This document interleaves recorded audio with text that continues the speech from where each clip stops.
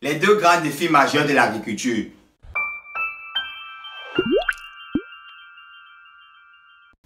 L'agriculture aujourd'hui est confrontée à deux grands défis majeurs.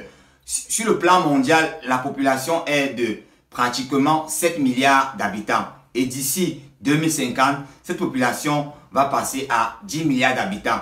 Pour revenir au niveau de l'Afrique, on a une population estimée à 1,3 milliard d'habitants et cette population va doubler d'ici 2050 pour passer à 2,3 milliards d'habitants. Le premier défi majeur de l'agriculture au niveau mondial ou bien au niveau africain sera d'augmenter la production. Parce que au niveau mondial déjà, c'est pratiquement 1 milliard de personnes qui souffrent de famine dans le monde. Alors qu'au niveau africain, on a pratiquement 250 millions à 300 millions de personnes qui souffrent de la famine en Afrique. Donc, le défi majeur sera d'augmenter considérablement cette production. D'après les statistiques ou bien d'après les prévisions, la FAO dit qu'il va falloir augmenter la production 70% de plus que ce que nous produisons actuellement. Alors qu'au niveau de l'Afrique, il va falloir doubler ou presque tripler la production afin de pouvoir nourrir cette population africaine. Une population qui est de plus en plus croissante puisque en 2050, cette population va doubler. Donc, je disais tantôt, le premier défi majeur de l'agriculture, c'est de pouvoir augmenter cette production. Donc, nous devons pouvoir augmenter cette production, mettre tous les moyens pour pouvoir, nous devons mettre tous les moyens adéquats pour pouvoir augmenter cette production.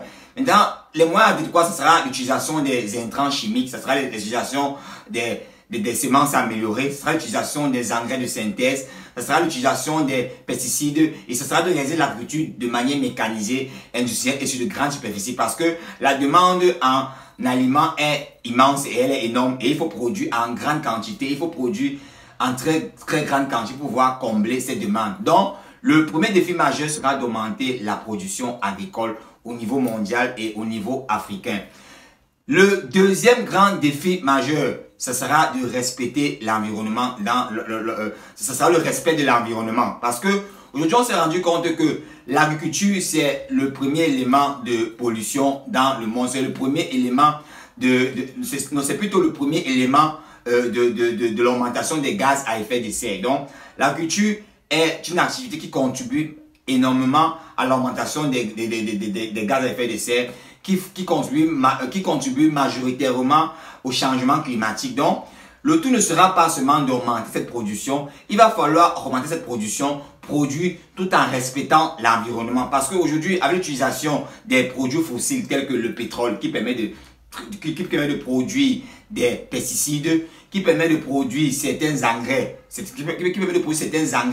avec l'utilisation des produits comme le gaz naturel qui permet de produire aussi des engrais, avec aussi l'utilisation des OGM, cela détériore considérablement l'environnement. Donc, il faudra trouver un juste équilibre, c'est-à-dire quoi? Pouvoir produire en grande quantité, mais tout en respectant l'environnement. Et c'est cela qui sera très compliqué. C'est une des choses qui sera difficile parce que l'agriculture va répondre à ces deux grands défis majeurs que je viens de vous citer. Produire en grande quantité pour pouvoir combler une demande en aliments, puisque la famine est un fléau qui se vit encore en Afrique. Et en produisant en grande quantité, il va falloir respecter l'environnement parce que le fait de produire aussi en grande quantité aussi va détériorer considérablement l'environnement et provoquer davantage les changements climatiques. Ce point d'interrogation reste actuellement, il va falloir trouver des solutions adéquates. AgroConsulting, on s'est déjà penché sur cette question, comment produire en grande quantité tout en respectant l'environnement. Parce que il faut noter déjà que on est obligé de produire en grande quantité déjà, puisqu'il y a une demande mondiale, il y a une famine et il y a des gens qui meurent tous les jours de famine.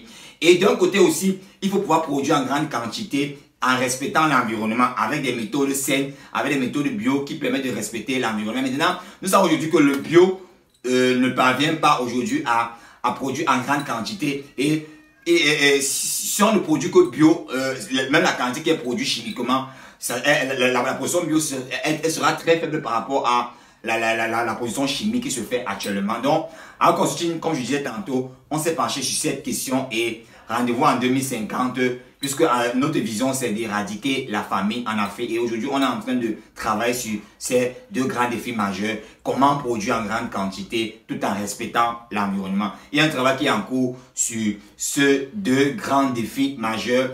Et comme on l'a dit, notre objectif, c'est de pouvoir, notre objectif, c'est de pouvoir éradiquer la famine d'ici 2050, d'abord en Afrique et ensuite dans le monde entier. Donc, ce sont les méthodes déjà sur lesquelles, en fait, pour dire vrai, on a déjà une méthode, mais pour le moment, on ne va pas la dévoiler ici. On est encore en train de faire des travaux par rapport à cela et ça sera dévoilé dans les années à venir. Je suis Paul Kitio, consultant et expert agricole, fondateur du cabinet AgroConsulting. AgroConsulting, cabinet d'expertise agricole et agroalimentaire. Notre vision, c'est de conseiller, accompagner. Notre vision, c'est plutôt d'éradiquer la famine en Afrique d'abord et dans le monde après. Et notre mission, c'est de conseiller, accompagner et sensibiliser. Si vous avez aimé cette vidéo, partagez autour de vous afin que les personnes aussi puissent bénéficier des conseils que nous diffusons régulièrement sur notre chaîne ou sur notre page. À très bientôt dans une prochaine vidéo.